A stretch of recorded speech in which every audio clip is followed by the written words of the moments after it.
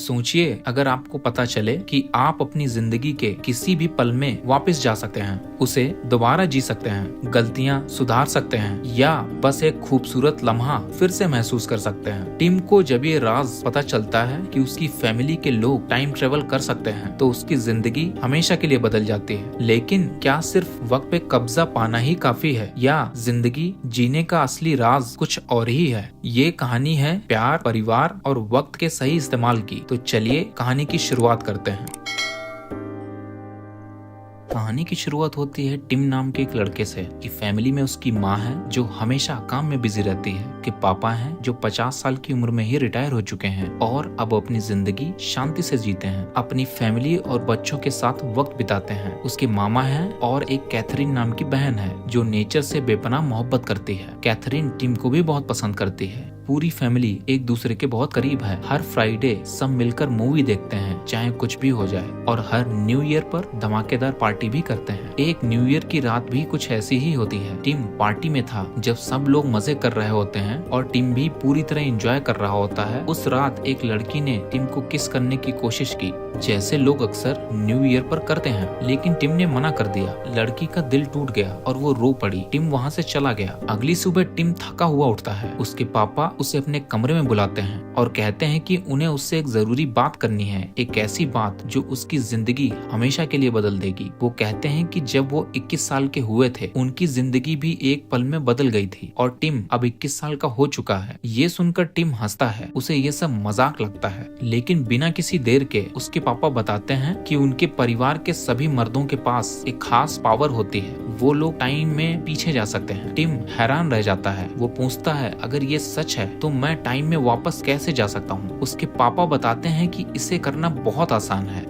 उसे किसी अंधेरी जगह जैसे अलमारी में जाना होगा, अपने हाथों को जोर से बंद करना होगा और जिस मोमेंट के बारे में सोचेगा वो उसी वक्त वहाँ पहुँच जाएगा। टिम को ये सब एक मजाक ही लगता है तो वो कहता है मैं आपकी बात मान के एक बार ट्राई करता हूँ, अगर कुछ नहीं हुआ तो आपको इस मजाक के लिए माफी मांगनी पड़ेगी। टिम अलमारी में जाता है, वैसे ही सब कुछ करता है जैसे उसके पापा ने बताया था, और जब वो बाहर निकलता है तो फिर से पिछली रात वाली पार्टी में होता है। ये सब देख के वो हैरान हो जाता है। वो वही लड़की देखता है जिसका दिल उसने तोड़ा था, लेकिन इस बार उसे किस कर लेता है। लड़की खुश हो जाती है। टिम इस बार उसका दिल नहीं तोड़ता। फिर टिम वापस अलमारी में जाकर प्रेजेंट टाइम में लौट आता है और अब उसे अपने पापा की बात पर पूरा भरोसा हो जाता है। उसके पापा कहते हैं कि अब टिम के ऊपर एक बड़ी जिम्मेदारी है। इस पावर का इस्तेमाल सिर्फ उन्हीं चीजों के लिए करे जो उसे सच्ची खुशी दे। टिम कहता है कि उसके लिए सबसे बड़ी खुशी है उसे एक अच्छा लाइफ पार्टनर मिले जो उससे प्यार करे। फिर टिम की जिंदगी में शार्लेट आती है जो उसकी बहन की दोस्त होती है और समर वेकेशन में 2 महीने के लिए उनके घर रहती है। एक दिन टिम उसकी पीठ पर सनस्क्रीन लगा रहा होता है, लेकिन गलती से ज्यादा क्रीम गिर जाती है। घबरा के वो वहाँ से भाग जाता है और अलमारी में घुसकर दोबारा टाइम में वापस जाता है। इस बार जब शार्लेट उसे बुलाती है तो वो आराम से सनस्क्रीन लगाता है और शार्लेट को ये काफी पसंद आता है। छुट्टियों में शार्लेट और टिम ज्यादा वक्त बिताने लगते हैं, टेनिस खेलते हैं, बातें करते हैं। लेकिन धीरे धीरे वेकेशन खत्म होने लगती है। एक लंच के दौरान पता चलता है कि शार्लेट कल जा रही है। टिम आखिरी दिन उससे मिलता है और कुछ कहने ही वाला होता है, लेकिन शार्लेट पहले ही बोल देती है कहीं तुम ये तो नहीं कहने वाले हो कि तुम मुझसे प्यार करते हो? अगर ऐसा है तो पहले क्यों नहीं बताया? अब जब मैं जा रही हूँ तब क्या फायदा? टिम कहता है मैं सच में यही कहने आया था कि मैं तुमसे प्यार करता हूँ। ये सुनकर वो वहाँ से चला जाता है। टिम समझ जाता है कि उसे काफी पहले अपने प्यार का इजहार करना चाहिए था। वो अलमारी में जाता है, दोबारा टाइम में वापस जाता है और इस बार शार्लेट से पहले ही प्यार का इजहार कर देता है। लेकिन इस बार शार्लेट कुछ और ही कहती है। वो कहती है कि अच्छा होगा अगर वो दोनों पहले साथ वक्त बिताएं और फिर आखिरी दिन डिसाइड करें कि क्या वो उससे प्यार करती है या नहीं। टिम कंफ्यूज हो जाता है। पहले वो कह रही थी कि उससे पहले बताना चाहिए था और अब कह रही है कि पहले वक्त साथ में बिताना चाहिए। टिम थोड़ा निराश होकर वापस चला जाता है। तब उससे समझ आता है कि टाइम ट्रेवल से प्यार नहीं खरीदा जा सकता और वो शार्लेट को जाने देता है। इसके बाद टिम थोड़ा बड़ा हो जाता है और कॉलेज के लिए अपने घर से दूर चला जाता है। वो डिसाइड करता है कि कॉलेज के दिनों में ही अपने जीवन साथी की तलाश करेगा। एक दिन उसकी मुलाकात अपने कजिन से होती है जो उसे एक खास रेस्टोरेंट में ले जाता है। वो दोनों एक ब्लाइंड डेट पे जाते हैं, एक ऐसा कॉन्सेप्ट जहाँ लड़के लड़कियाँ अंधेरे में एक दूसरे से बात करते हैं और अगर बात बन जाए तो रोशनी में मिलते हैं और एक दूसरे को देखते हैं। टिम का कजन जिस लड़की से मिला था उसे पसंद कर लेता है। टिम भी उस लड़की का इंतजार कर रहा होता है जिससे उसने बात की थी। जब वो लड़की, जिसका नाम मैरी होता है, रोशनी में आती है, टिम उसे देखकर खुशी से झूम उठता है क्योंकि वो बहुत खूबसूरत होती है। टिम उसका नंबर लेता है और कहता है कि वो उसे बाद में जरूर कॉल करेगा। घर वापस आकर टिम अपने दोस्त हैरी से मिलता है जो उस दिन काफी गुस्से में होता है। एक न्यूज़पेपर ने उसके प्ले के बारे में बहुत बुरा लिखा था। टिम उसकी मदद करने के लिए टाइम ट्रेवल करता है, वापस उस रात जाता है जहां हैरी का प्ले हो रहा होता है और उसे सक्सेसफुल बनाने के लिए मदद करता है। अगले दिन वही न्यूज़पेपर हैरी के प्ले की तारीफ से भरा होता है, लेकिन टिम एक बड़ी गलती कर बैठता है। वो मैरी का नंबर सेव करना भूल जाता है। जब उसे कॉल करने की कोशिश करता है तो उसका नंबर कहीं नहीं मिलता। वो फिर से उसी रेस्टोरेंट भी जाता है जहां पहली बार मिले थे, लेकिन वहां भी मैरी का कांटेक्ट नहीं मिलता। टिम अपनी टाइम ट्रेवल पावर का यूज नहीं करता क्योंकि अगर वो पास्ट बदलेगा तो हैरी का प्ले फिर से बर्बाद हो सकता है। एक दिन टिम अपनी बहन के साथ एक आर्ट गैलरी में बैठा होता है जहाँ उसकी नजर मैरी पर पड़ती है। वो तुरंत उसके पास जाता है और पूछता है कि वो कैसी है, लेकिन मैरी उससे पहचानती ही नहीं। तब टिम को याद आता है कि उसने टाइम ट्रेवल करके हैरी की हेल्प की थी और इस वजह से वो मैरी से कभी मिला ही नहीं,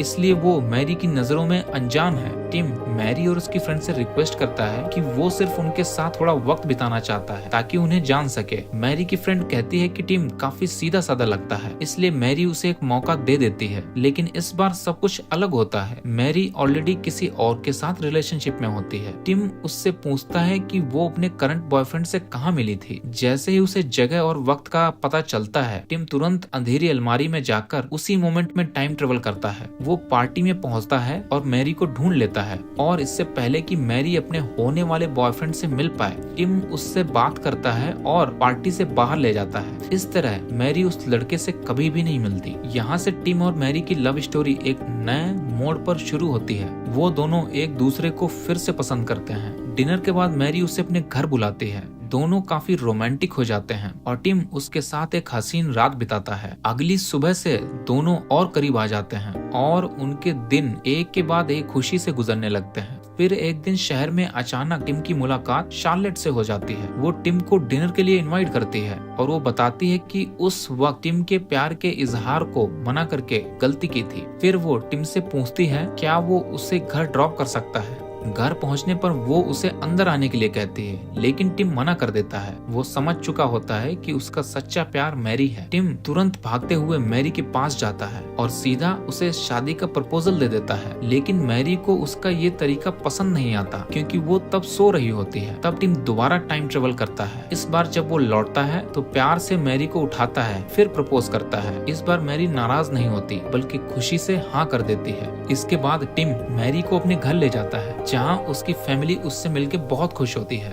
डिनर के वक्त टिम सबको बताता है कि वो और मैरी शादी करने वाले हैं। सभी ये खबर सुनकर जश्न मनाते हैं और फिर आता है टिम की शादी का दिन। मैरी ने एक खूबसूरत रेड ड्रेस पहनी होती है। दोनों की शादी हो जाती है और उस दिन सिर्फ टिम और मैरी ही नहीं, पूरा परिवार भी खुशी से झूम उठता है।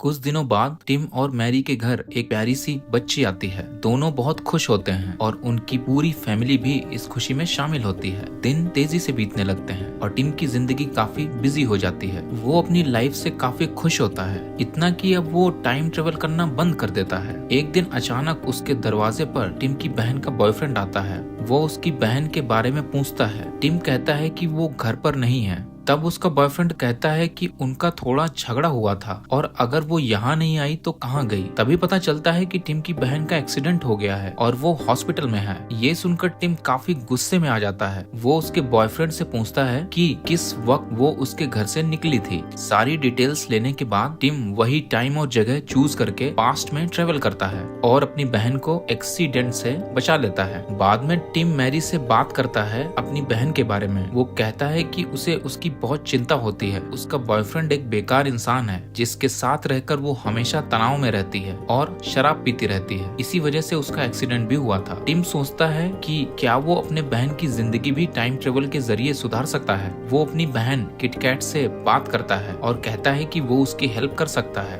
लेकिन इस राज को किसी से बताना नहीं होगा। दोनों के बीच गहरी अंडरस्टैंडिंग होती है, इसलिए टिम उसे अपने टाइम ट्रेवल के राज के बारे में बता देता है। टिम एक प्लान बनाता है। वो किटकैट को अलमारी के अंदर ले जाता है और दोनों मिलकर पास्ट में जाते हैं। किटकैट हैरान रह जाती है। टिम उसे उस रात में ले जाता है जहां पहली बार उसकी मुलाकात उसके बॉयफ्रेंड से हुई थी, न्यू ईयर की पार्टी में। इस बार टिम दोनों को मिलने नहीं देता क्योंकि उसे लगता है कि उसी मुलाकात ने किटकैट की जिंदगी बिगाड़ी थी। पर किटकैट खुद को रोक नहीं पाती। अपने बॉयफ्रेंड को देखते ही गुस्से में उसे जोर से मुक्का मार देती है। टिम तुरंत उसे वहां से हटाकर एक और जगह ले जाता है। फिर दोनों वापस टाइम में लौटने की सोचते हैं, इस उम्मीद के साथ कि अब किटकैट की जिंदगी बेहतर होगी। वापस आने के बाद टिम देखता है कि सब कुछ बदल चुका है। किटकैट अब जे के साथ होती है जो कि टिम का अच्छा फ्रेंड होता है। टिम खुश हो जाता है, उसने अपनी बहन की जिंदगी सुधार दी। फिर वो अपने घर लौट जाता है और मैरी से मिलता है। जब वो अपने बच्चे को खिलाने जाता है तो देखता है कि उसका बच्चा बदल गया है, अब वो लड़की नहीं लड़का है। ये देखकर टिम घबरा जाता है। वो तुरंत अपने डैड के पास जाता है और उन्हें सब कुछ बताता है।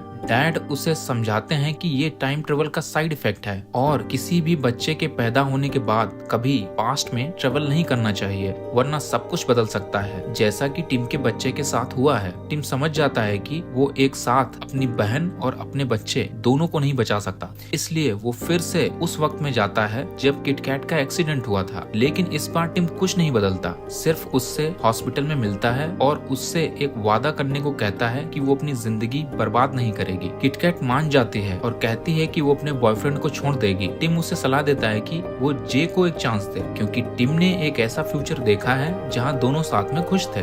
वापस आकर टिम देखता है कि अब सब कुछ वैसा ही है जैसे पहले था। उसकी बेटी वापस आ चुकी है। इसे देखकर वो बहुत खुश होता है। खुशी में वो मैरी से कहता है कि क्यों ना एक और बच्चा करें। मैरी मान जाती है और कुछ टाइम बाद उनके 2 बच्चे हो जाते हैं। टिम अपनी जिंदगी खुशी से जी रहा होता है। एक दिन किसी वजह से टिम और मैरी का छोटा सा झगड़ा हो जाता है। तभी उन्हें एक फोन कॉल आता है। टिम फोन उठाता है। दूसरी तरफ उसकी माँ होती है जो कहती है कि उसके डैड की तबीयत बहुत खराब है और वो तुरंत घर आ जाए। ये सुनते ही टिम वापस घर पहुंच जाता है। फैमिली के बाकी सभी लोग भी इकट्ठा हो जाते हैं। टिम अपने डैड से बात करता है। डैड उसे बताते हैं कि उन्हें कैंसर है, शायद सिगरेट पीने की वजह से, पर वो कहते हैं कि उनकी स्मोकिंग की आदत टिम के पैदा होने से पहले की है और वो उस वक्त जाकर अपनी आदत बदलने की कोशिश करते हैं। तो हो सकता है टिम और किटकैट जैसे बच्चे कभी पैदा ही ना हो, जैसा कि टिम के बच्ची के साथ हुआ था। इसलिए वो पास्ट में कुछ भी बदलने के खिलाफ हैं। टिम पूछता है उनके पास कितना वक्त बचा है। डैड कहते हैं सिर्फ कुछ हफ्तों का। ये सुनकर टिम उदास हो जाता है और अपने डैड को गले लगा लेता है। टिम को टाइम ट्रेवल के बारे में एक और सच्चाई समझ आती है कि टाइम ट्रेवल करके किसी को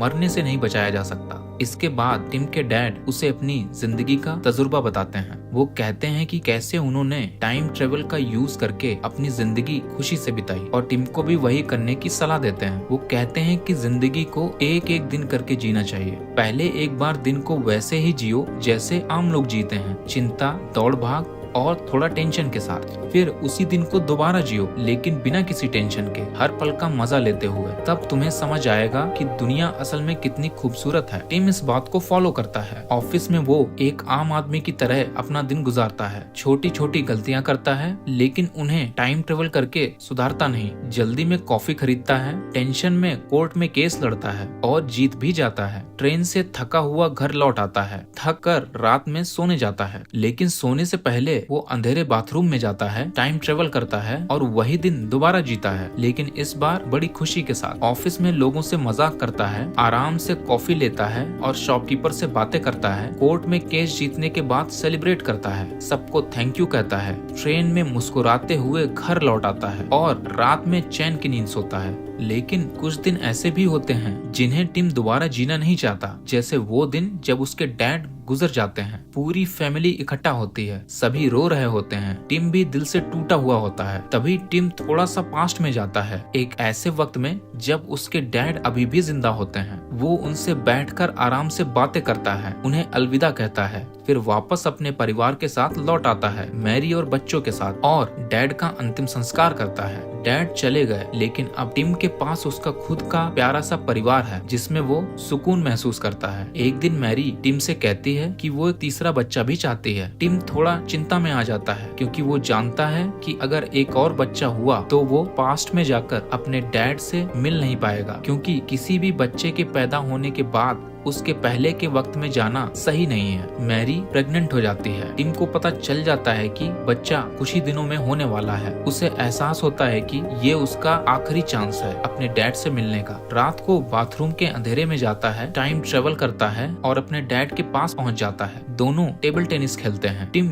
जानबूझकर उन्हें जीतने देता है। डैड टिम के चेहरे को देखकर समझ जाते हैं कि शायद वो आखिरी बार मिलने आया है। टिम अपने डैड से कहता है, आपकी कोई आखिरी इच्छा है? डैड कहते हैं हाँ। वो टिम के साथ उसका बचपन एक बार फिर से जीना चाहते हैं। वो जानते हैं कि ये थोड़ा रिस्की है, लेकिन अगर संभाल कर किया जाए तो कोई दिक्कत नहीं होगी। दोनों एक साथ अलमारी में जाते हैं और टिम के बचपन में टाइम ट्रेवल करते हैं, जब टिम छोटा होता है और डैड जवान। समंदर के किनारे दोनों मिलकर वही पल जीते हैं जिसे टिम ने अपने बचपन में महसूस किया था। वो एक साथ बैठते हैं, हंसी मजाक करते हैं और ढेर सारा वक्त साथ में बिताते हैं। अब टिम प्रेजेंट में लौट आता है। उसके डैड गुजर चुके हैं, लेकिन वो अपनी फैमिली के साथ खुश है। उसकी बहन भी अब जेक के साथ एक अच्छी जिंदगी जी रही है। माँ और अंकल भी खुश हैं। टिम अब टाइम ट्रेवल नहीं करता है क्योंकि उसे उसकी जरूरत महसूस नहीं होती। उसने जिंदगी का असली मतलब समझ लिया है कि जिंदगी का मजा सिर्फ प्रेजेंट में जीने में है। इसलिए वो टाइम ट्रेवल बंद कर देता है और अपने हर दिन को ऐसे जीता है जैसे वही उसका आखिरी दिन हो। अब वो भी सभी की तरह सिर्फ टाइम के साथ आगे बढ़ रहा है, खुशी खुशी, मैरी और अपने बच्चों के साथ।